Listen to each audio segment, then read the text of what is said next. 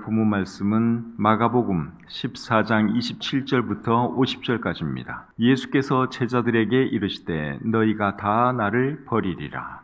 이는 기록된 바 내가 목자를 치리니 양들이 흩어지리라 하였음이니라. 그러나 내가 살아난 후에 너희보다 먼저 갈릴리로 가리라. 베드로가 여짜오되 다 버릴지라도 나는 그리하지 않겠나이다. 예수께서 이르시되 내가 진실로 내게 이르노니 오늘 이 밤 닭이 2번 울기 전에 네가 3번 나를 부인하리라. 베드로가 힘있게 말하되 내가 주와 함께 죽을지언정 주를 부인하지 않겠나이다 하고 모든 제자도 이와 같이 말하니라. 그들이 겟세마네라 하는 곳에 이르매 예수께서 제자들에게 이르시되 내가 기도할 동안에 너희는 여기 앉아 있으라 하시고 베드로와 야고보와 요한을 데리고 가실새 심히 놀라시며 슬퍼하사 말씀하시되 내 마음이 심히 고민하여 죽게 되었으니 너희는 여기 머물러 깨어 있으라 하시고 조금 나아가사 땅에 엎드려 될 수 있는 대로 이때가 자기에게서 지나가기를 구하여 이르시되 아빠 아버지여 아버지께는 모든 것이 가능하오니 이 잔을 내게서 옮기시옵소서. 그러나 나의 원대로 마시옵고 아버지의 원대로 하옵소서 하시고 돌아오사 제자들이 자는 것을 보시고 베드로에게 말씀하시되 시몬아 자느냐 네가 1시간도 깨어 있을 수 없더냐. 시험에 들지 않게 깨어 있어 기도하라. 마음에는 원이로되 육신이 약하도다 하시고 다시 나아가 동일한 말씀으로 기도하시고 다시 오사 보신즉 그들이 자니 이는 그들의 눈이 심히 피곤함이라. 그들이 예수께 무엇으로 대답할 줄을 알지 못하더라. 3번째 오사 그들에게 이르시되 이제는 자고 쉬라. 그만 되었다. 때가 왔도다. 보라 인자가 죄인의 손에 팔리느니라. 일어나라 함께 가자. 보라 나를 파는 자가 가까이 왔느니라. 예수께서 말씀하실 때에 곧 12 중에 하나인 유다가 왔는데 대제사장들과 서기관들과 장로들에게서 파송된 무리가 검과 몽치를 가지고 그와 함께 하였더라. 예수를 파는 자가 이미 그들과 군호를 짜 이르되 내가 입 맞추는 자가 그이니 그를 잡아 단단히 끌어가라 하였는지라. 이에 와서 곧 예수께 나와 랍비여 하고 입을 맞추니 그들이 예수께 손을 대어 잡거늘 곁에 서 있는 자 중에 한 사람이 칼을 빼어 대제사장의 종을 쳐 그 귀를 떨어뜨리니라. 예수께서 무리에게 말씀하여 이르시되 너희가 강도를 잡는 것 같이 검과 몽치를 가지고 나를 잡으러 나왔느냐. 내가 날마다 너희와 함께 성전에 있으면서 가르쳤을 때 너희가 나를 잡지 아니하였도다. 그러나 이는 성경을 이루려 함이니라 하시더라. 제자들이 다 예수를 버리고 도망하니라. 아멘. 오늘은 마가복음 14장 27절부터 50절까지의 말씀을 본문으로 해서 깨어 있어 기도하라 이런 제목으로 하나님 말씀 전하기를 원합니다. 오늘 읽은 이 본문 말씀은 예수님께서 잡히시던 날 밤에 있었던 일을 기록한 말씀이죠. 유월절 만찬이 끝난 뒤에 예수님은 제자들에게 너희는 다 나를 버릴 것이다 하는 말씀을 하셨습니다. 그 말을 듣고 베드로가 뭐라 그럽니까? 주님 무슨 말씀을 그렇게 하십니까? 우리가 어떻게 주님을 버릴 수 있단 말입니까? 설령 다른 사람은 혹 버린다 할지라도 나는 절대로 주님을 버리지 않습니다. 그렇게 말을 했죠. 베드로는 예수님의 수제자였고 정말 누구보다도 예수님을 사랑한 사람이었어요. 그래서 이제 예수님에게 그렇게 자신 있게 말을 한 거죠. 그 말을 들은 예수님이 베드로에게 뭐라고 말씀을 하십니까? 베드로야 정말 고맙다. 그래도 너밖에 없구나. 그렇게 말씀하지 않고 오늘 이 밤 닭이 2번 울기 전에 네가 나를 3번 부인할 것이다. 예수님이 베드로에게 그렇게 말씀을 하셨습니다. 30절을 한번 보겠습니다. 예수께서 이르시되 내가 진실로 내게 이르노니 오늘 이 밤 닭이 2번 울기 전에 네가 3번 나를 부인하리라. 그 말을 베드로가 듣고 또 뭐라 그러죠? 아닙니다 주님. 절대로 그런 일 없을 겁니다. 주님과 함께 죽는 한이 있어도 저는 절대로 주님을 떠나지도 않고 배반하지도 않습니다. 그렇게 말을 했죠. 31절 보겠습니다. 베드로가 힘있게 말하되 내가 주와 함께 죽을지언정 주를 부인하지 않겠나이다 하고 모든 제자도 이와 같이 말하니라. 베드로가 주님을 절대로 도망가거나 부인하지 않을 거라고 말을 하니까 그 옆에 있던 다른 제자들도 그럼요 주님, 우리가 어떻게 주님을 버립니까? 베드로가 어떻게 주님을 부인할 수가 있겠습니까? 그러면서 절대로 그런 일이 없을 거라고 말을 했지요. 근데 나중에 결국 어떻게 됩니까? 누구의 말이 맞았어요? 예수님의 말이 맞았습니까? 베드로의 말이 맞았습니까?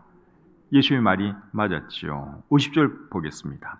제자들이 다 예수를 버리고 도망하니라. 예수님 말씀대로 제자들이 예수님을 버리고 다 도망갔습니다. 그리고 베드로는 또 예수님이 말씀한 대로 3번 부인했지요. 그 말씀은 마가복음 14장 71절과 72절에 나옵니다. 그러나 베드로가 저주하며 맹세하되 나는 너희가 말하는 이 사람을 알지 못하노라 하니 닭이 곧 2번째 울더라. 예수님께서 말씀하신 그대로 정확하게 이루어졌습니다. 베드로는 여러분 예수님을 절대로 부인하지 않을 거라고 했는데 왜 부인을 했을까요? 그 이유는 자기가 얼마나 연약한 인간인지 베드로가 몰라서 그런 거죠.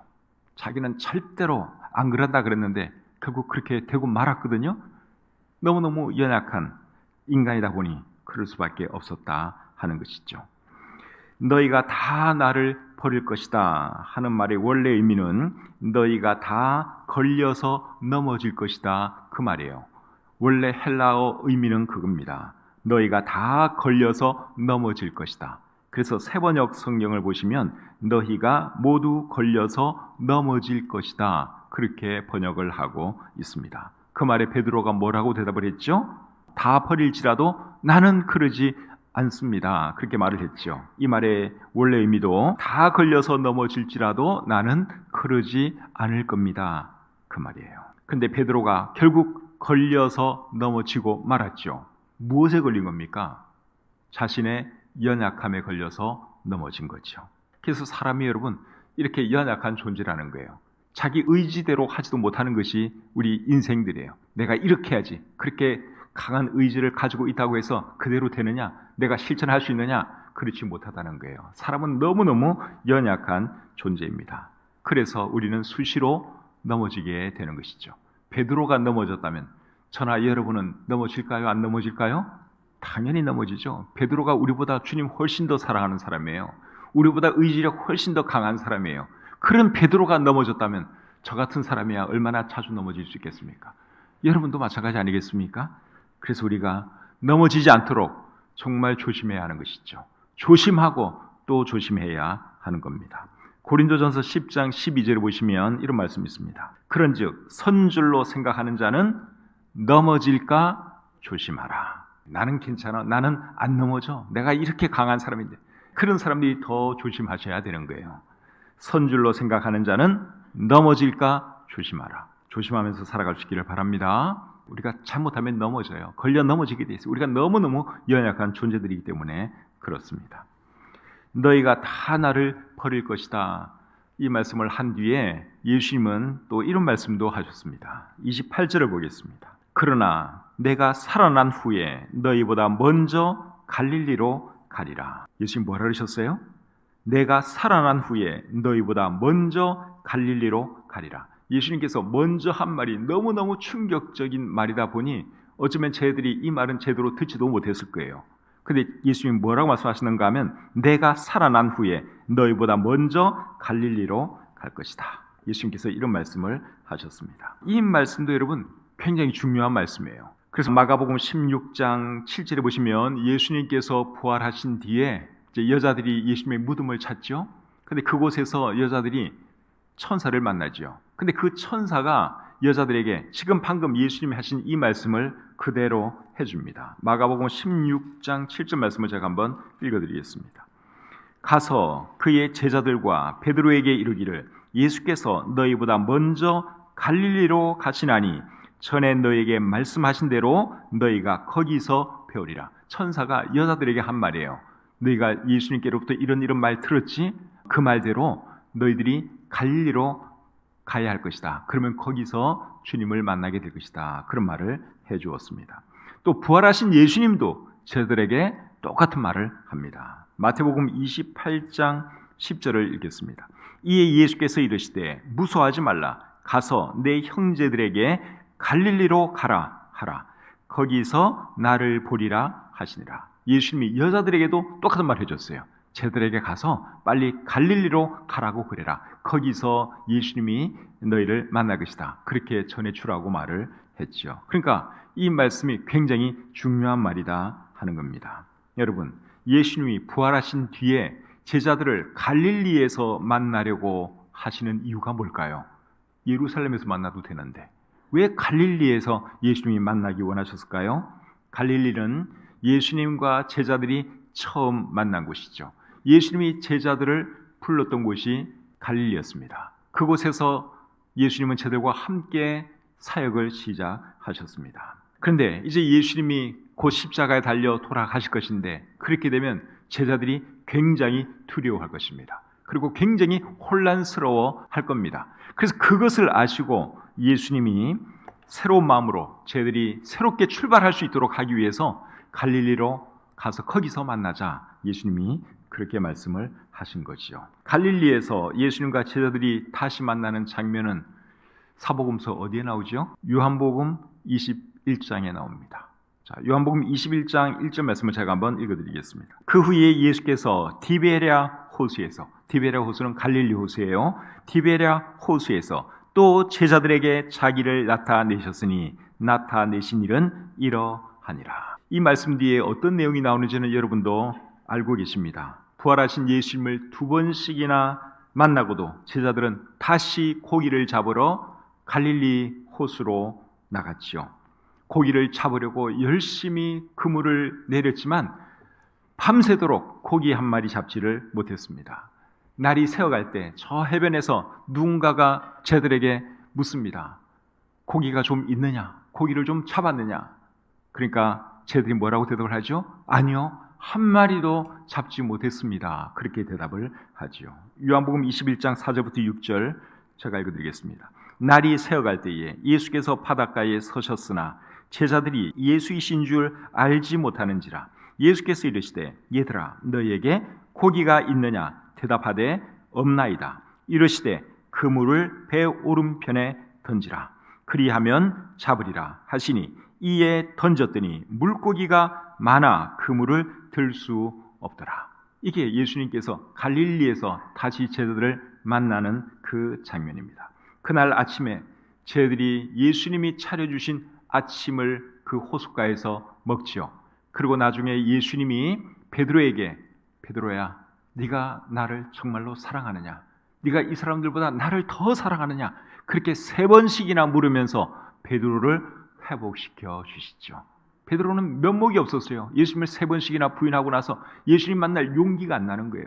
주님의 일하면서 살아갈 자신이 없는 거예요. 그래서 안 되겠다. 다시 옛날처럼 고기나 잡고 내가 살아가야겠다. 그러면서 다른 제자들 이끌고 다시 고기 잡으러 간 거예요. 그곳에서 예수님이 제자들을 만나 주셨죠. 그리고 그 후에 예수님은 갈릴리에 있는 한 산에서 다시 제자들을 만나고 제자들에게 뭘 주십니까? 지상 명령을 주시죠. 그 말씀은 마태복음 28장 16절부터 20절에 기록되어 있습니다. 11 제자가 갈릴리에 가서 예수께서 지시하신 산에 이르러 예수를 배웠고 경배하나 아직도 의심하는 사람들이 있더라. 예수께서 나와 말씀하여 이르시되 하늘과 땅의 모든 권세를 내게 주셨으니 그러므로 너희는 가서 모든 민족을 제자로 삼아 아버지와 아들과 성령의 이름으로 침례를 베풀고 내가 너희에게 분부한 모든 것을 가르쳐 지키게 하라. 볼지어다 내가 세상 끝날까지 너희와 항상 함께 있으리라 하시니라. 예수님께서 제자들에게 지상 명령을 주시는 장면인데 이 지상 명령을 예수님이 어디서 주셨어요? 갈릴리에서 주셨어요. 갈릴리에서 한 산에서. 아마 이 산이 산상수훈의 말씀을 전했던 그 산이라고 생각이 됩니다. 그 산에서 예수님이 이 말씀을 제자들에게 하신 것이죠. 이렇게 해서 예수님은 갈릴리에서 다시 한번 제자들을 불러주셨고 그들에게 사명을 주셨습니다. 예수님이 왜 갈릴리에서 만나자고 했는지 이제 이해가 되시죠? 제자들은 예수님이 돌아가시고 나면 굉장히 두려워할 사람들이에요. 굉장히 당황할 거예요. 뭘 해야 될지 굉장히 막막한 그런 사람들이 이제 될 것을 예수님이 미리 내다보시고 내가 쟤네들을 다시 한번 세워줘야겠다. 다시 한번 사명을 맡겨야 되겠다. 그를 목적으로 예수님이 제자들을 갈릴리에서 만나자 그렇게 말을 한 것이죠. 이런 거 보면 우리 예수님이 정말 따뜻한 분 아닙니까? 너무너무 사랑이 많으신 분이죠. 그래서 제가 예수님 좋아하는 거예요. 너무너무 따뜻하고 너무너무 인자하시고 얼마나 좋은 우리 주님인지 모릅니다. 계속해서 우리 예수님이 겟세마네 동산에서 기도하는 그 장면을 보겠습니다. 겟세마네 동산에서 예수님이 기도를 시작하실 때 예수님의 마음은 대단히 무거웠습니다. 자, 33절, 34절 보겠습니다. 베드로와 야고보와 요한을 데리고 가실새 심히 놀라시며 슬퍼하사 말씀하시되 내 마음이 심히 고민하여 죽게 되었으니 너희는 여기 머물러 깨어 있으라 하시고. 자, 여기 보니까 예수님이 심히 놀라시며 슬퍼하셨다 그렇게 말씀을 하고 있죠. 놀랐다는 말은 낙심했다는 말이에요. 원어의 의미는 그거예요. 예수님이 지금 낙심하셨어요. 그리고 엄청 슬퍼하고 계세요. 그리고 예수님이 뭐라고 말씀을 했는가 하면 내 마음이 심히 고민하여 죽게 되었다. 예수님이 그의 입으로 제자들에게 그렇게 말을 했습니다. 예수님은 하나님이시고 절대로 나약한 분이 아닌데 왜 이렇게 나약한 모습을 제자들에게 보였을까요? 그 이유는 예수님은 완벽하신 하나님인 동시에 또한 완벽한 사람이었기 때문에 그렇습니다. 예수님은 하나님이라고 해서 고통도 모르고 두려움도 모르고 여러분들이 그렇게 생각하시면 안 돼요. 우리가 느끼는 고통 예수님도 다 느끼세요.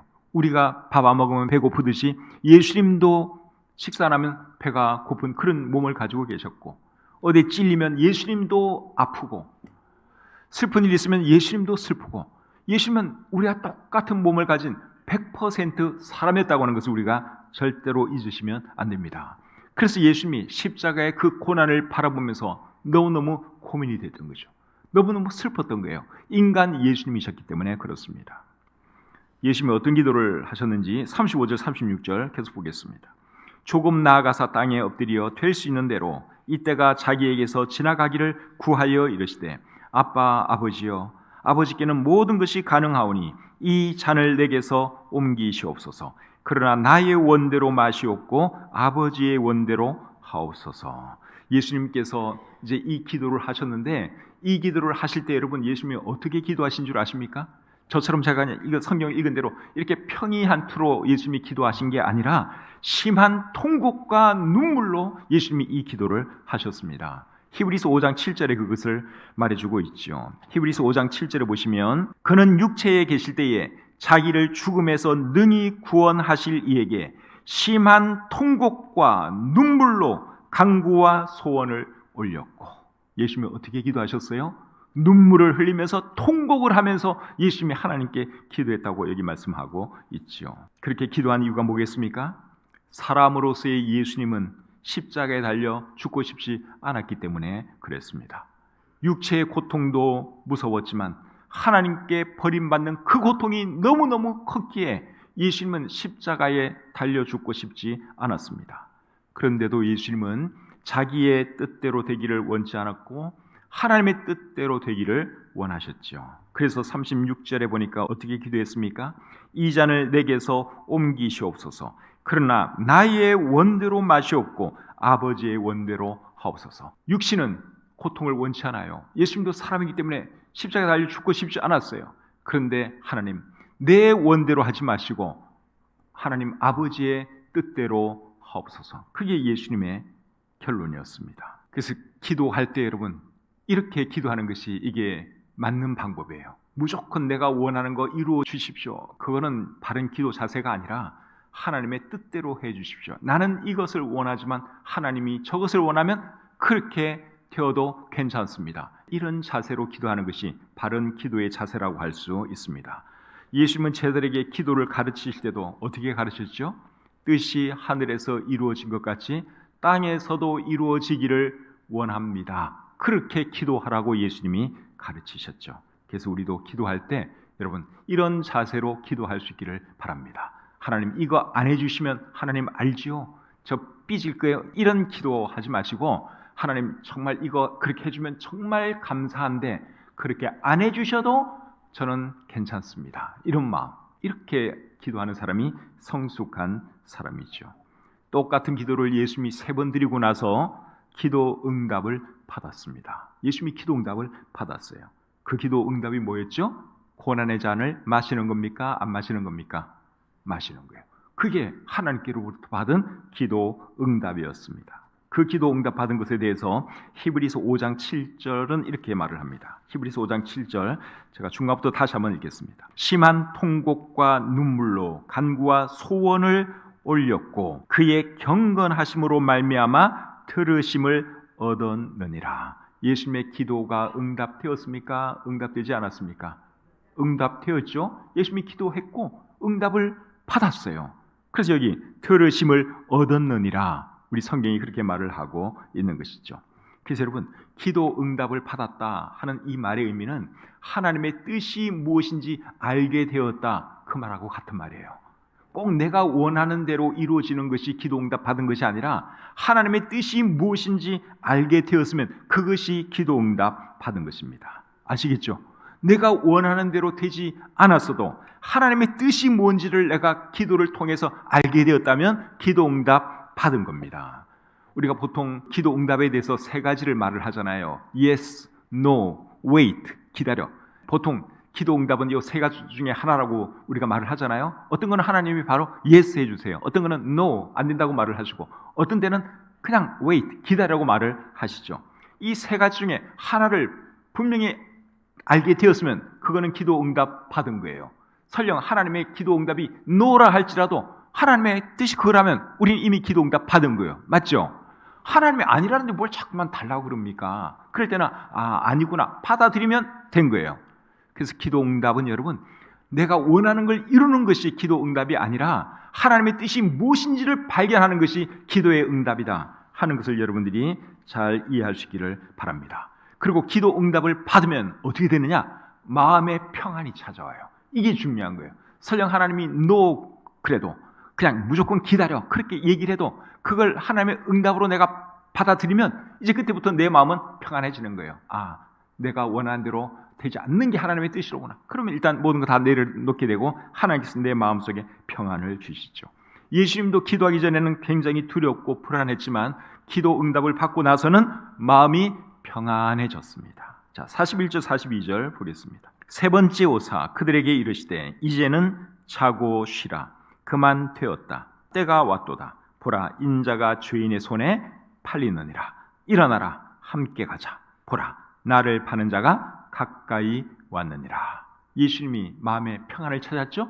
그전에는 굉장히 불안했어요. 두려웠어요. 낙심돼 있었어요. 근데 이제 이 말씀하는 예수님을 보면 너무너무 평안해 보이죠. 그냥 받아들인 거예요. 마음의 평안이 찾아왔습니다.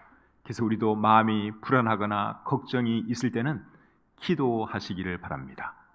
기도하시면 하나님께서 우리 마음에 평안을 주십니다.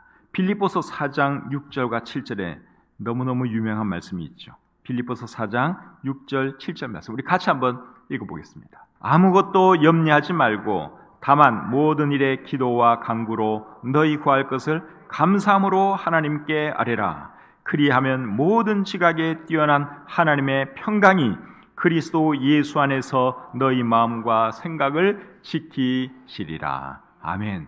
기도하면 하나님께서 우리 마음에 뭘 주신다고요? 평강을 주신다고 말씀하고 있죠. 그래서 내가 꼭 원하는 대로 이루어져야지 기도 응답이라고 생각하지 마시고 기도 응답의 개념을 여러분 오늘 확 바꾸고 돌아가세요. 기도 응답은 뭐가 기도 응답이에요? 하나님의 뜻이 무엇인지를 내가 알았다면 그게 기도 응답이에요. 하나님이 No 하면 No구나. 그 기도 응답 받은 거예요. Wait, 기다려. 그러면 그냥 한없이 기다리는 거죠. 몇 년이고 하나님이 확실하게 뭘 보여주실 때까지 그냥 기다리는 거예요. 그게 기도 응답이다 하는 거죠. 예수님께서 심한 통곡과 눈물로 기도하시는 동안 제자들은 뭘 하고 있었죠? 잠을 자고 있었죠. 37절, 38절 보겠습니다. 돌아오사 제자들이 자는 것을 보시고 베드로에게 말씀하시되 시몬아 자느냐? 네가 1시간도 깨어 있을 수 없더냐? 시험에 들지 않게 깨어 있어 기도하라. 마음에는 원이로되 육신이 약하도다. 예수님이 돌아와서 보니까 제자들이 다 잠을 자고 있는 겁니다. 이때 시간이 밤 10시는 좋게 지났고 밤 11시 아니면 한 12시 가까이 되었을 수도 있어요. 그러니까 잠이 올 시간은 잠이 올 시간이죠. 새벽 기도하고 하루 종일 사역하고 얼마나 피곤했겠습니까? 그러니까 잠이 막 쏟아지는 거예요. 아무리 잠이 와도 예수님이 깨어 있으라 그랬으면 깨어 있어야 했습니다. 예수님이 기도하라 그러면 기도했어야 했습니다. 그런데 베드로와 이 제자들이 그렇게 하지를 못했습니다. 그 결과 어떻게 됐느냐? 베드로가 시험에 들고 말았지요. 38절에 보면 시험에 들지 않게 기도하라. 예수님이 그렇게 말씀을 하셨는데 원래 의미는 유혹에 빠지지 않도록 기도하라 그 말이에요. 시험이나 유혹이나 헬라어에서는 같은 단어를 씁니다. 유혹에 빠지지 않도록 기도하라. 예수님이 그렇게 말씀을 하셨어요. 그런데 베드로가 어떤 유혹에 빠진 겁니까? 46절 47절 보겠습니다. 그들이 예수께 손을 대어 잡거늘 곁에 서 있는 자 중에 한 사람이 칼을 빼어 대제사장의 종을 쳐 그 귀를 떨어뜨리니라. 여기 보니까 한 사람이 칼을 빼어서 대제사장 종의 귀를 잘랐다고 그렇게 말씀을 하고 있죠. 이 한 사람이 누구냐면 베드로예요. 베드로. 요한복음 18장에 그렇게 말을 해주고 있습니다.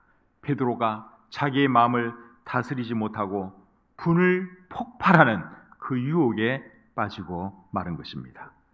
이날 여러분 베드로가 귀만 잘랐기에 천만다행이지 만약에 이 사람을 죽였다면 어떻게 되는 거예요?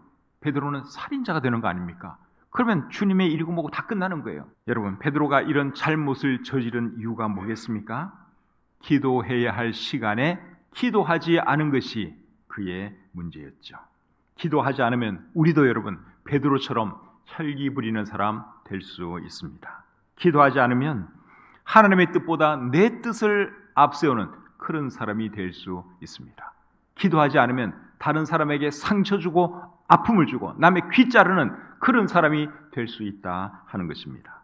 그래서 우리가 기도해야 하는 거죠. 기도하지 않으면 여러분 우리도 똑같은 사람 되는 거예요. 이런 사람 되는 거예요. 칼 함부로 휘두르는 사람, 상처 주고 아픔 주는 이런 사람, 사역을 망가지게 하는 그런 사람이 될 수 있다 하는 것입니다. 그래서 예수님이 제자들에게 기도를 가르쳐 주실 때 이렇게 기도하라 그랬죠. 우리를 시험에 들게 하지 마시옵고 다만 악에서 구하시옵소서. 여기 시험도 유혹 같은 말이에요. 우리로 하여금 유혹에 들게 하지 마시옵고 다만 악에서 구하시옵소서. 여러분 매일매일 매 순간순간 우리도 이 기도하면서 살아갈 수 있기를 바랍니다. 이 기도하지 않으면 언제 우리가 유혹에 넘어갈지 몰라요. 언제 넘어질지 몰라요. 언제 악을 저지를지 몰라요. 그래서 우리가 늘 하나님께 기도해야 하는 것이죠. 기도하면 하나님의 뜻이 무엇인지를 우리가 발견하게 됩니다. 기도하면 내 감정을 스스로 컨트롤하게 됩니다. 근데 기도하지 않으면 이제 내 인간의 악한 모습들이 그냥 막 나오는 것이죠. 베드로처럼 이렇게 되는 것입니다. 예수님이 늘 기도하셨던 것처럼 우리도 늘 기도하면서 살아가시는 저와 여러분들이 되시기를 바랍니다. 38절 말씀 한번 읽고 마치겠습니다. 38절 상반절입니다. 시험에 들지 않게 깨어있어 기도하라. 한번 따라하겠습니다. 시험에 들지 않게 깨어있어 기도하라. 꼭 그렇게 하시는 저와 여러분들이 다 되시기를 우리 주님의 이름으로 축복합니다.